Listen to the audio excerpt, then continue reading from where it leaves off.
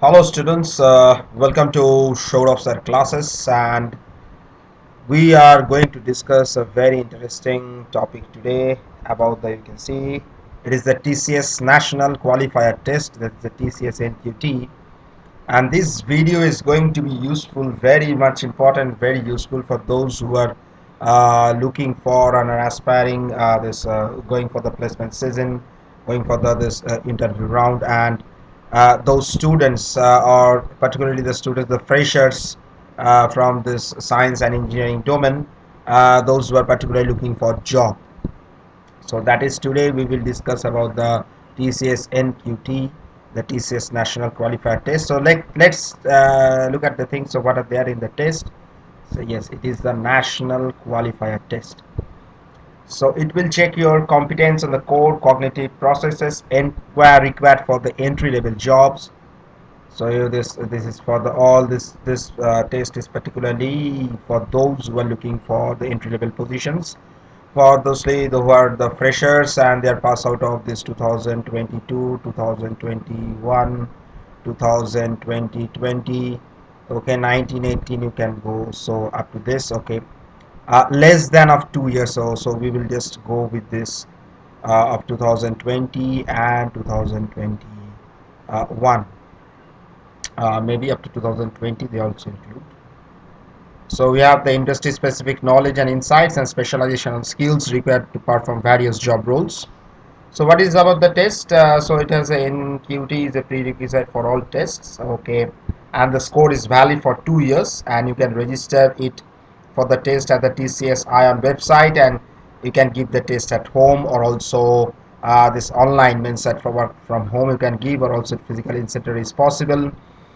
And you can this give the score, because in each quarter you can apply for this to for the betterment of your score. So if it's fine with the first time, then it is not need to go for the another test, but those who are looking for a better score, so the best score will be selected for those candidates, okay. So that is will not be an issue.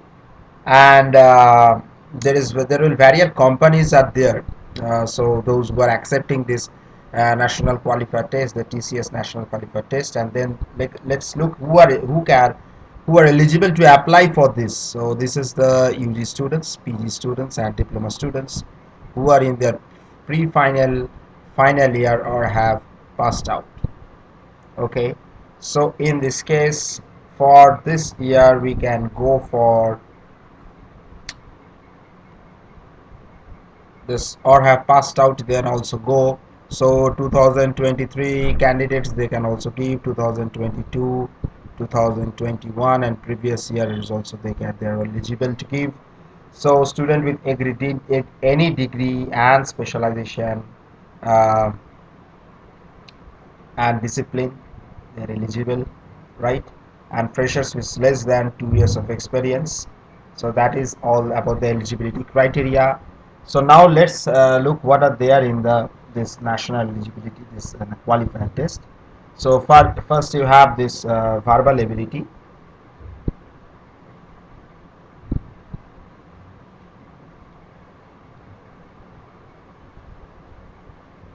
reasoning ability,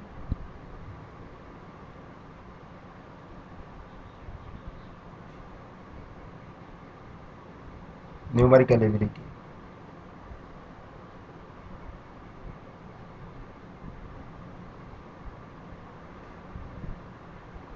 So these three from the non-technical side, and from the technical side they will give you the programming logic,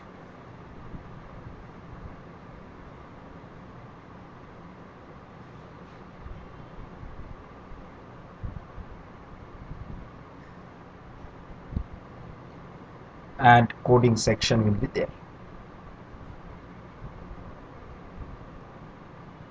So most of the thing is that those people who are from the engineering and the science background, and they have this flexibility to get with this part, that is the verbal ability, numerical ability, with little bit of practice, reasoning ability, numerical ability, and the verbal ability. So they can, this is the non-technical part, so this is non-tech, so this is easy for them to go. with these things with some practice from some standard books are there, but the problem lies here over the in the programming logic and the coding section, because the whatever the test you find that they will most test your basic or the fundamentals. So in this particular video, so we will be making this more videos, upcoming videos on this. So this particular video will focus more on the programming logic and the coding section part. Okay, so and in this this particular video we will nearly solve about 9 questions from function and scope, that particular part of the programming language. Okay, so near about uh, yes, we have 9 questions we will solve. Okay, now let's move into the main part without any further delay. So let's move the question number 1. What is the difference between a function and method? So we have 4 options over there and we have to find which one is the correct option. So let's understand what is a function first, and we will see also what is a method, then we will get what is the difference between them. So a function is a piece of code that is called by its name. Okay, it can be passed data to operate on and can optionally return data, and all data that is passed to a function is explicitly passed. So that is a piece of code. The main point is that the piece of code that is called by name. Okay, and it is explicitly passed. What is method?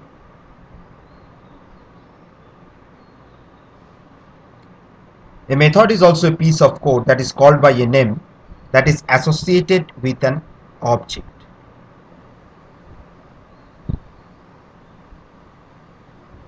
Associated with an object. That is also called by name, but it is associated with an object. Means, so in most respects it is identical to a function. You can say that is the same. Associated with an object means it is defining some instance. Okay, instance of any class. So what are the key difference between this method and the function? So you have understand what is this similarity is. So the first thing is that point 1, a method is implicitly passed.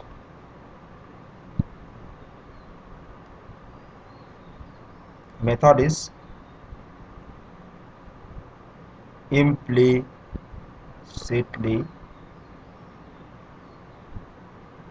passed the object on which it was called, where a function we know that is an explicitly passed, and a method is able to operate on data that is contained within the class, right? Operate on data content within the class. So let's check with the options. So function, option A is the function is a name code, unlike method which is a part of an object. Function content in an object is called a method. That is a wrong option. Function cannot change variables outside its scope, unlike method, and there is no difference between the two. So it is obvious that the option 1 is correct, that it is a named code as we mentioned, and it is explicitly passed, whether is unlike method which is a part of an object. I mentioned that it is associated with an object. So the correct option is option A. This is the first one. Question number 2. What is the term given to the variable whose scope is beyond all the scopes? That is, it can be accessed by all the scopes. Okay, beyond all the scopes. So we have the first option, that is the universal variable, global variable, external variable, and auto variable. So here is an interesting point is this, that the universal variable, the global variable, and the external variable, they are appropriately more or less the same thing. Okay, so they represent the same variable. What is a global variable? So global variables are defined outside a function. So this also this the this okay, let's set this what is global. So these are the variables defined outside a function, okay, or any specific block you can say, and in most of the case on the top of the program. So these variables hold their values all through the end of the program and are accessible within any of the functions defined in your program. So they also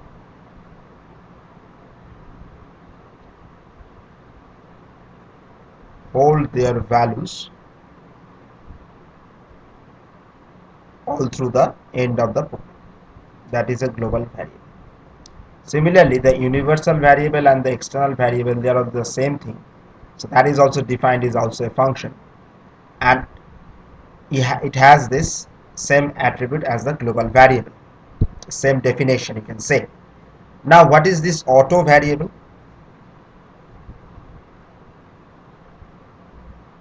Auto variable is nothing but the, you can say, a automatic variable, okay, and it is a local variable actually. Auto variable, you can say auto variable as a local variable which is allocated and deallocated automatically when the program flow enters and leaves the scope variable. Within that particular program or the variable scope, it will be defined this auto variable. So auto variable, so here you can see that it is given the question whose scope is beyond all the scopes. So we have three correct options actually. The universal also is the same as the global variable, which is both the same as the external variable. So and also the thing is that the most of the cases, so you can write any of the, take any of the answer as the out of the three, but the most appropriate and the most correct will be near to this will be the global variable. Okay, so this will be the correct answer for this global variable, as because the thing is that this function which is defined within the global scope, as already mentioned, that its availability stays for the entire program.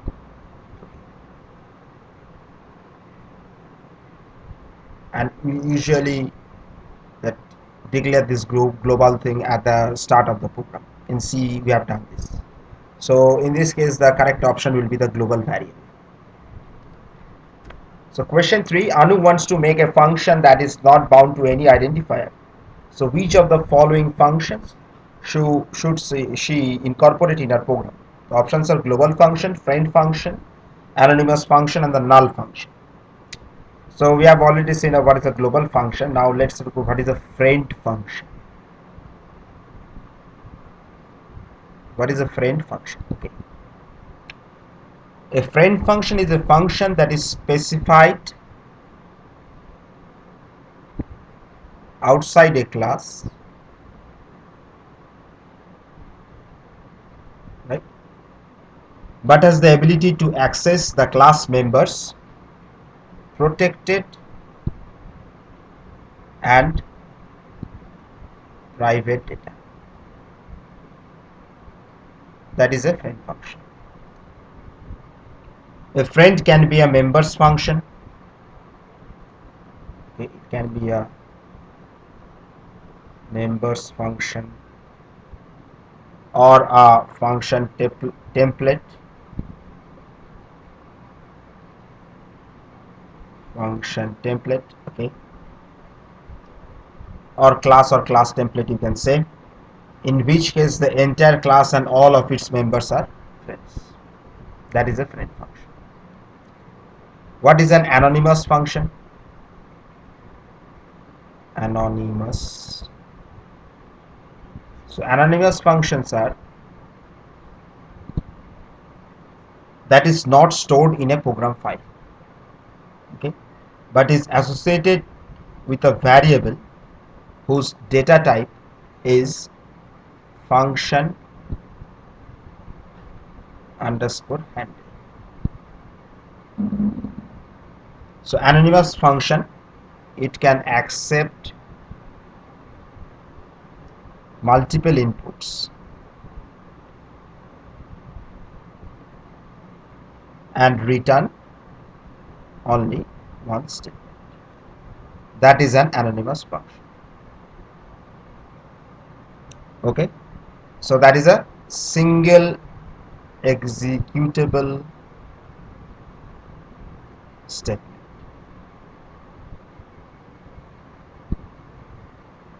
Last, you have to find what is a null function. So null function is it is the most easiest. So you can say, or a null function, you can also say it as a null operator. Okay. This null operator you can also say, and it is a subroutine that leaves the program state unchanged.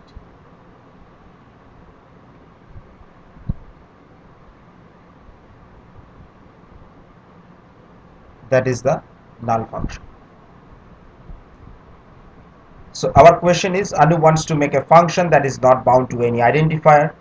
So which of the following function should she incorporate in her program? And our correct option is anonymous function, because we know that the anonymous function,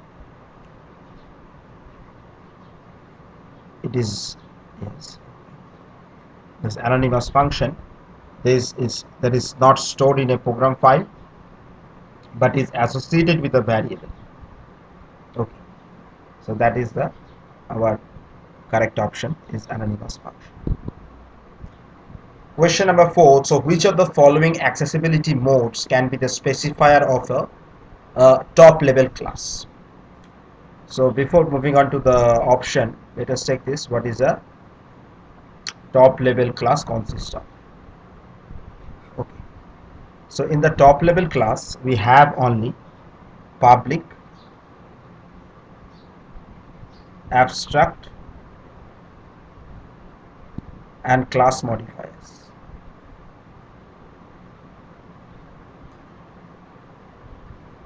Okay, these three things are there: public, abstract and class modifiers. And it is not possible to define any other class modifiers at all.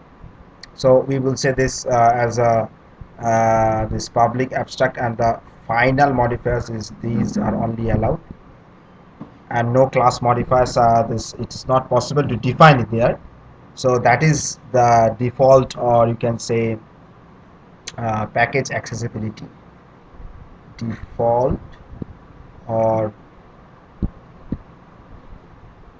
package accessibility. Okay, so beside that, whatever the private, okay, this private remaining protected, okay, and static modifiers,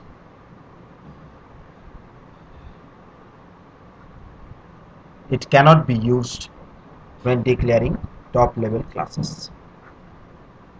So here we have the correct option will be public and no modifier. Option is the correct option, because only private is not possible, protected and private, and only no modifier, only the public and the no modifier is the correct option in this case. Question number 5. So now that's a little bit of a coding question is there. So the question number 5 is saying that Srishti choose the correct answer. So Srishti once writes the code for a function that computes the factorial of the inputted number n. So whatever you give the value of n, so it will output as n factorial. So the function is here is given, that function factorial.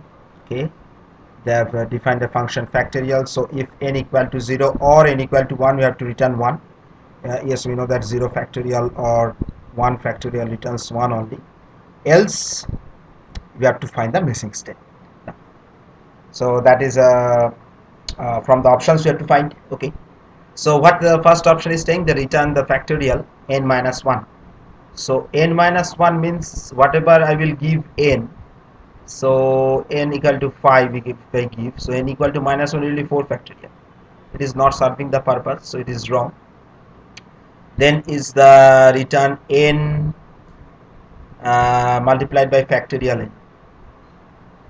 Okay, so let's check. So n means 5 if I consider n equal to 5 only, and factorial n it will be 5, so it is near about coming 600. So but we have given here the that computes the factorial of the n, the inputted number, so this 600 is also, this second option is also incorrect.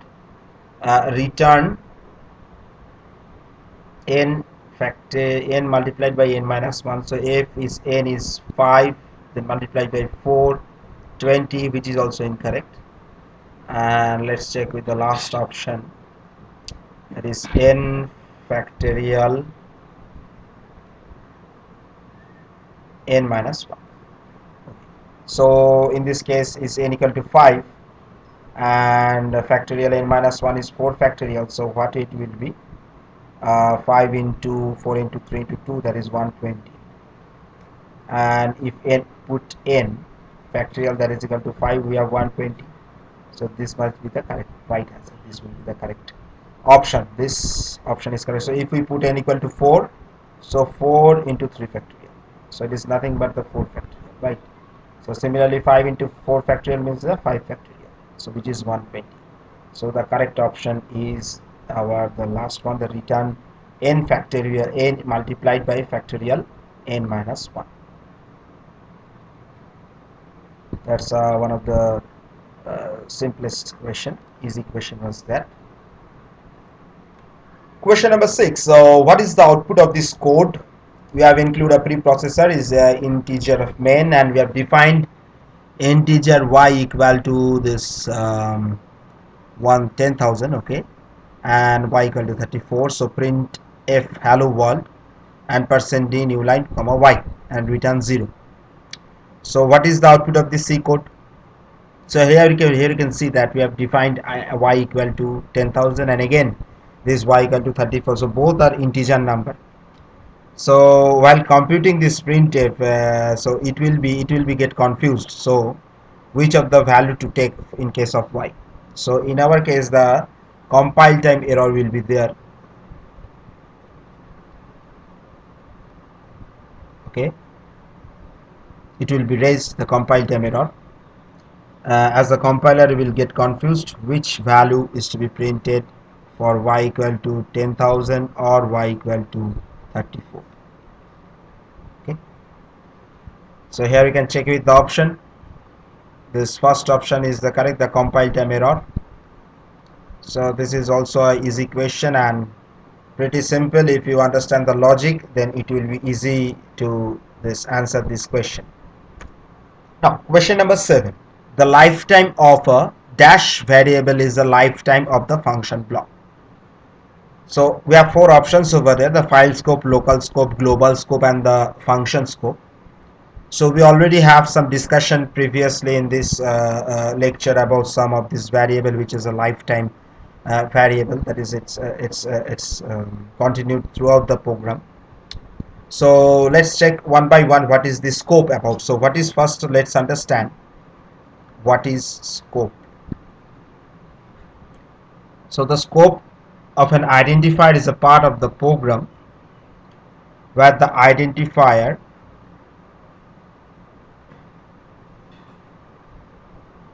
may directly be accessible. That is the scope of a function, you can say. So first is our file scope. So what is a file scope? Okay, it is a global static variable. It is accessible by all the functions in the same source file as the variable. It is a global static variable, okay, that is accessible by all the function in the same source file as the variable. So this variable has a file scope, that is we can access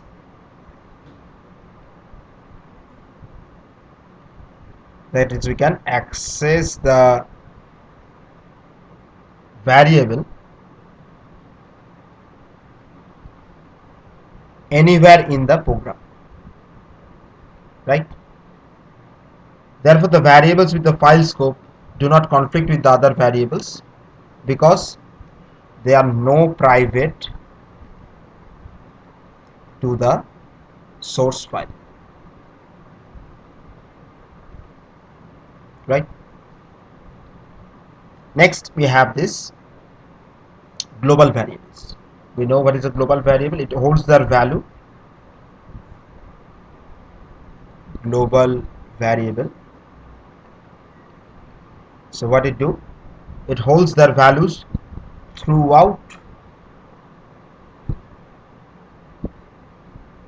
the lifetime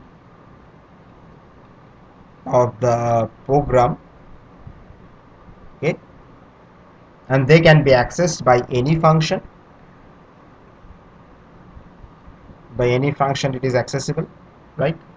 And a global variable is available to use throughout the entire program after its declaration. Now, what is a local scope? We have the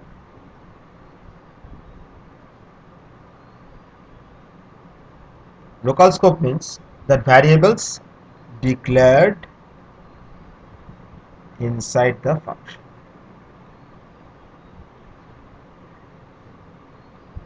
Okay, these are considered to be the local scope, and it can be further subdivided into two. That is, one is the function scope and the block scope. So here is also an option is given what is the function scope. So the function scope is when a variable is declared inside a function.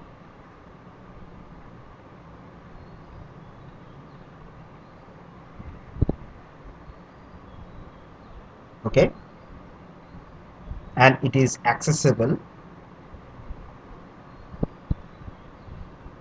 within that function only,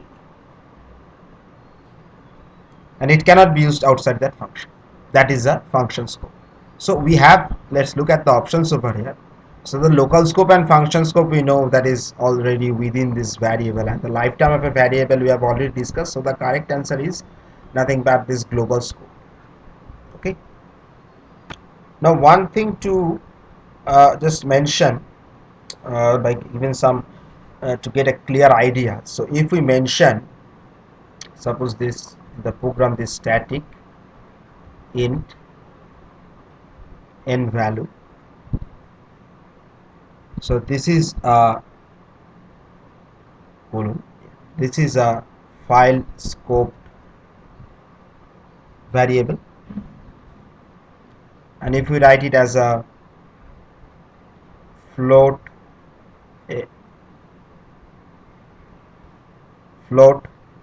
f value, that is a global scope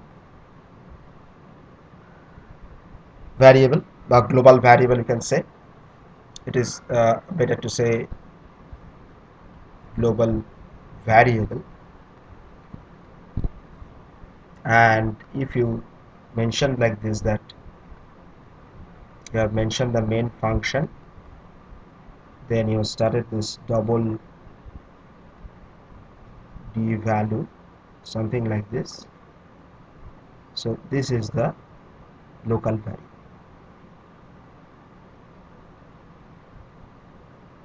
Okay, so this is for the better understanding. You can have some the representation of how file scope variable, the global variable, file scope is also, and the local variable, this is the function scope, and the block scope is also there within the local variable. Okay, so let's move to the next question. Question number 8. So we have given a small program over here, and which statement will generate an error. You have to find the error. So first statement is function my display string my str statement 1. This is given, and in the that is fine. So you have defined a function over here. So that is the function name is my display. And the second statement, let's check the second statement is print hello, print my str, return 1. Okay, so this is the statement 2, and in the third we have mentioned the function of main, that is also fine, and the string str, that is my key, my display str, that is the statement 4. So out of the four functions, which one of this is will generate an error? So can you see the second statement, which is returning that is returning 1, okay, and we have given the options print hello, again the print my string, that is my str. So this 2, the statement 2, if you can look at the statement 2, it will generate an error as the function does not have any return time,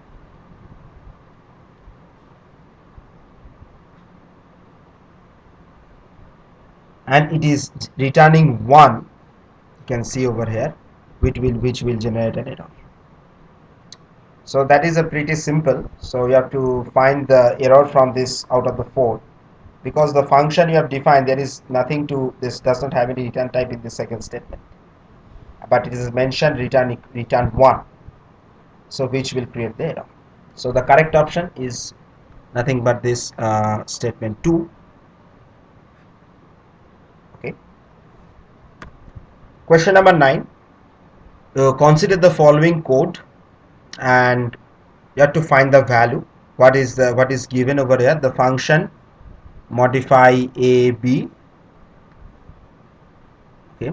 So integer c comma d equal to 2 and c equal to a multiplied d plus b. We have to return c. Now next you have to function the calculate, where the integer a and b is given, okay, and integer d equal to 10, c equal to the modify function of a and b, so c equal to c plus d. We have to find the value of c, so print c. Okay, so we have to find the value of c actually. Now we have initially that c equal to unknown and d equal to 2, right? Next the expression c equal to a multiplied d plus b, which is nothing but a multiplied 2 plus b. Okay, now this is the modified function, so return c equal to means it will return 2a plus b.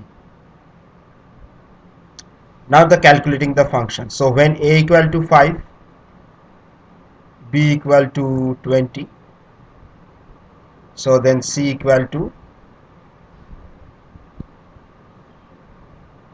you have to find this from here, c a twice of a plus b, so equal to this 20, 2 by 10 plus b means 30. Okay, so this is equal to 30, and we have d equal to 10, so the c equal to the final value of c equal to c plus 10 d, that is 30 plus 10, that is equal to 40. Okay, so here you can find the correct option is 40, so we have this option already here. So just have to simplify this thing. From the modify, we have function modify, we have got this c equal to a plus b, and then we are going to the function, the calculate part, a equal to b equal to 20, so we have given c equal to 30, so where we have given d equal to 10, so the final value of c equal to 40. So let's write it freshly over here. So we have got c equal to 30, then c equal to c plus d, 10 plus 30 equal to 40. Okay, so that's so here the 9th question we have solved from the TCS this NQT paper, and it is about the function and the scope we have seen. So this will help you in preparing the what type of questions that actually appear in this type of exam, and this I hope this video will also be helpful for you in getting the things and what are the things you need to know also about the strong points and the weak points you need to know. And so we will be solving more about this TCS NQT with other topics in the programming in the upcoming videos. So keep watching those videos, and we will meet in the next lecture.